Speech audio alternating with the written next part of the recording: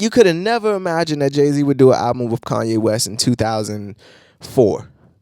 It wasn't even a fucking idea. If somebody told you that, you would say, get out of my face. It's never going to happen. But here we are, and Kanye's fucking rapping toe-to-toe with Jay-Z is just... Keep striving for your dreams, kids.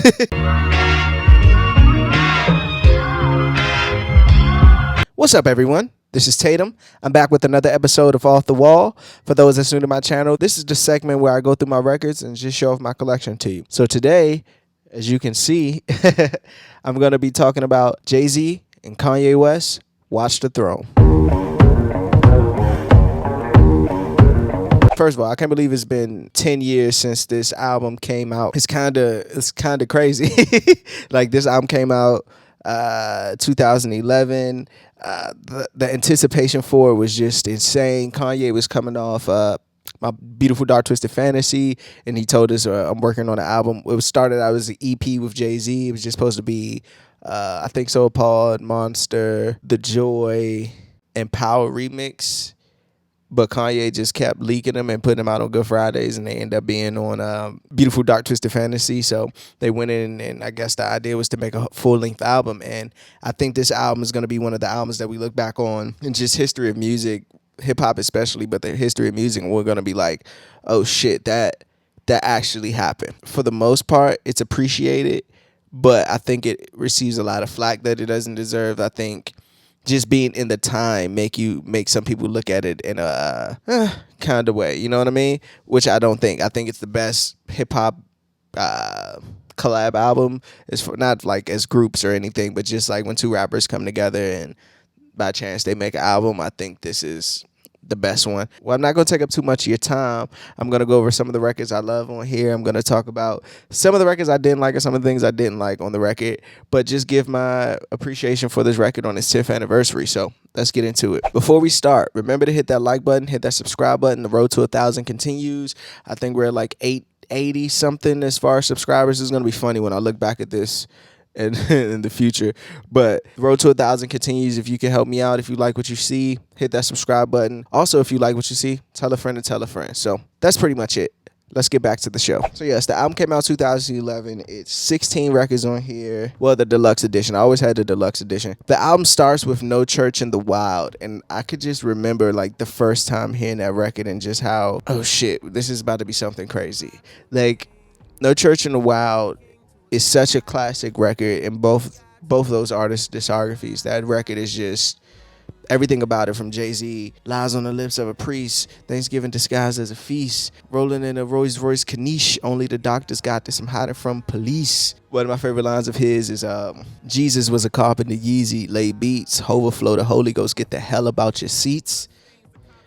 And I had Frank Ocean on there. I knew Frank Ocean on there. The Dream doing the bridge. I think 88 Keys did the beat. And for Kanye to come in with his verse, lines on a black skin made it stripe like a zebra. I call that jungle fever. You will not control the threesome. Just roll the weed up until I get me some. I feel like on this record, for every bar that Jay-Z was being Jay-Z on and just killing it, I think Kanye came in and kind of, if not one-upped him, was right on the same level as him. And I know I'm going to get some flack for that, but fuck it. It's 10 years later. It's time for us to admit that Kanye was getting the best rapper out of here on a lot of these records. You know what I mean? On No Church in the Wild, I think they're both was tied because both of them just went off. That goes into Lift Off.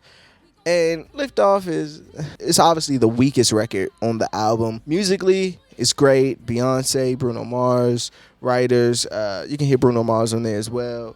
But the greatest part on there is the beat switch at the end, where it's like, I think Q-Tip did it. That is just crazy. And the fact that they didn't rap on that is even more crazy. It's like, we know what you want. Like, this is the sound you want, but nope, we're not going to give that. And then to go into Niggas in Paris, I love how Lift Off ends with the Beyonce chop, right? And they say, and we gon', and then it goes, we're gonna skate to, like, you know what I'm saying, the Blades of Glory skit going into Niggas in Paris, and it's just like, is Niggas in Paris not one of the greatest records of all time? Like, it will always work. You drop it anytime, anywhere in the world, it always works. I seen the Watch the Throne show at Staples when they did it, and they performed that record so many times. Like, they literally did that record 8 times maybe. like back to back to again, and the record didn't lose steam. You know how crazy that is. I never seen that in my life. You in the comments, you tell me if you ever seen something like that in your life. I never seen something like that where artists can play the same record 8 times in a row and still the energy keeps going up. I never seen it in my life. And then going to Otis, it's a fucking punch to your dental. Like, it's just a fucking crazy record. Like, and to think that I heard Kanye say one day, like, because, you know, Jay-Z didn't want to release a single to this album at all. And it was Kanye's idea to just give him something, give the fans something. So they gave us Ham. And obviously that got panned by critics and fans. And everybody just wasn't full on board for that one. But he's turned around and made Otis. And he made that in like 30 minutes in the Mercer Hotel. And he told, the idea was, we got to give them, they want that soulness. It's Kanye, it's Ye and Jay, the blueprint, the pioneers of the blueprint. So you know what sound the fans want from you. So the idea was, let's give him Otis, let's give him Flowers before we give him Candy. Right after that, they give him Niggas in Paris as a single. So I thought that was just fucking dope. In a way that them trading bars, again, when I mentioned that Kanye was getting, if not up in Jay, on every response was right on the same level. And I think Otis is a song that absolutely proves that. Like, it's a line where Hov says, I got 5 passports, I'm never going to jail. And that should have been the bar. Anybody come after that should be crazy. And for Ye to come in and say, I made Jesus walk, so I'm never going to hell. Couture level flow is never going on sale. Luxury rap, the Hermes of verses, sophisticated ignorance, write my curses in cursive. I get it custom. That shit is just crazy. And for that to go into I Gotta Have It, just one of my favorite sleeper tracks from this album. They Gotta Have It with the Neptunes, it'll be Cudi doing the hums. But them just trading bars back and forth, I just think is just dope. Because Jay-Z never did that. Jay-Z wouldn't do an album with no rapper. Like, he did the R. Kelly shit, which is cool, but you understand, like, that's an R&B. At the time, he was the king of R&B, I'm the king of rap, makes sense. This, you could have never imagined that Jay-Z would do an album with Kanye West in 2004. It wasn't even a fucking idea. If somebody told you that, you would say, get out of my face. It's never going to happen. But here we are, and Kanye's fucking rapping toe-to-toe with Jay-Z is just, keep striving for your dreams, kids. New Day, one of, if not the most personal record on the album, which is RZA did the beat. Crazy record. That's My Bitch. That came from was actually a record from the My Beautiful Dark Twisted Fantasy sessions. So I guess that record just fell over. Welcome to the Jungle, I think is dope because Kanye's letting Jay get his shit off. Like, Kanye said alley-oops for him. Swiss Beats did the beat, but you could tell, yeah, Kanye took the back road on a couple records like this one when Jay-Z's going off on he starts describing classic artists who passed away. So he says, my dreams are big, reality set in, let off a cliff from an automatic weapon. Threw shots through the door, it died in Vegas. Though it fought so hard, I know it wouldn't make it. Biggie and Tupac. I'm a tortured soul, I live in disguise. Rest in peace to the leader of the Jackson 5. I died in my sleep, I'm still big pimping. I ball at the mall, beginning of the ending. Where the fuck is the press? Where the fuck is the press? Either they know or don't care, I'm fucking depressed. And then I think he states it back to himself. But that could just be me reading into these rap bars too much. But that's just how I sit, like, oh shit, he talking about that? Is he talking about okay. Like, that's how I looked at it. Another record I thought was a sleeper on here was Welcome to the Jungle. Who Gonna Stop Me? Oh my gosh. Only like green faces. And then to come back, y'all weed purple, my money purple, you Steve Urkel, I'm open circle. I wrote the verse that I hope it hurt you. And then Hov just comes in and just blacks out for a minute and a half.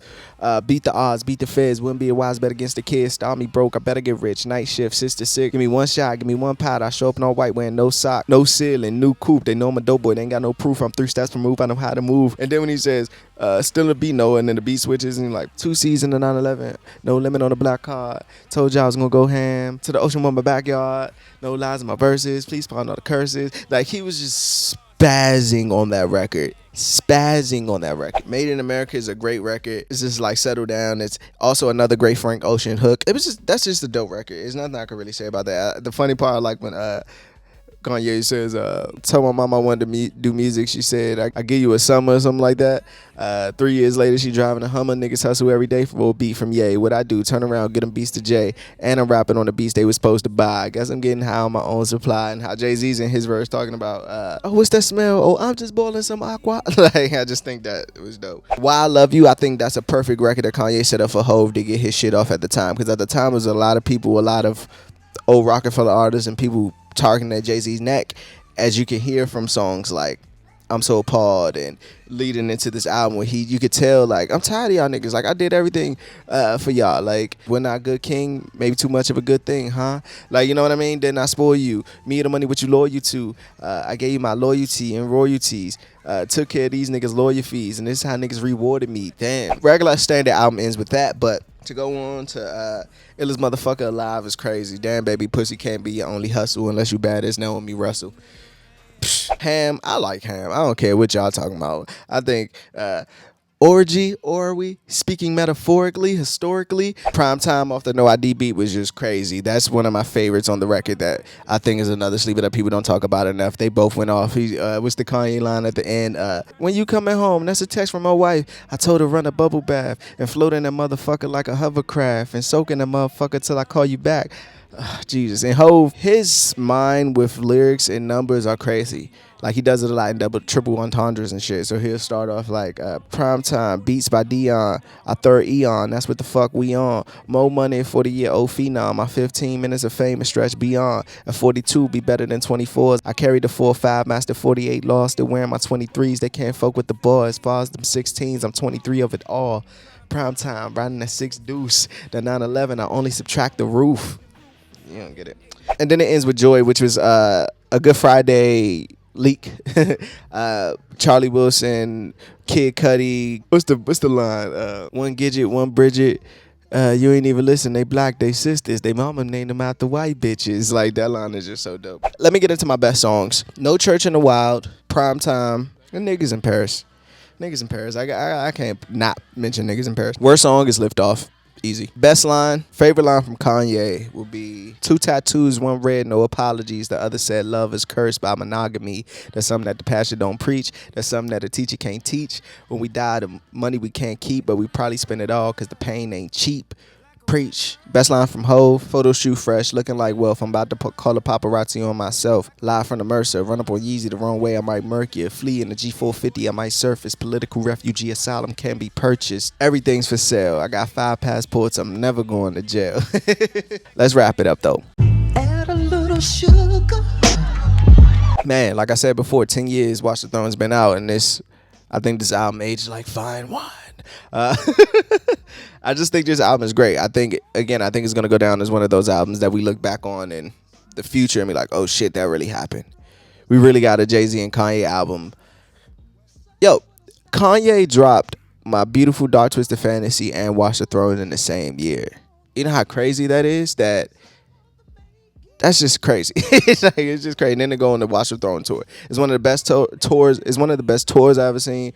The covers is fucking dope. Everything about this. And one funny thing, it's one of the first albums that beat The Leak. People don't remember that. It's one of the first albums that beat The Leak. They weren't sending files over via email. They had them on hard drives and flash drives and things of that nature. It didn't leak. The record didn't leak, bro. Like, now that doesn't have a lot of significance, but back then that was huge. And then there's talks of Watch the Throne 2. I'm not sure how I feel about that at this point. I would love to see a little bit more collaborations between them two just to get the chemistry back. But this one, man, it's a once-in-a-lifetime kind of album, and I'm just glad to have it in my collection. And that's pretty much it. Let me know what some of your favorite records on here. Give me your top 3 records off Watch the Throne. And what do you think it holds up? Like, do you think if you could put it in each artist's discography, where does it rank? Is it a classic? Do you think Watch the Throne's a classic? Let me know in the comments. It's time to put this record back on my wall. I'm Tatum. Peace.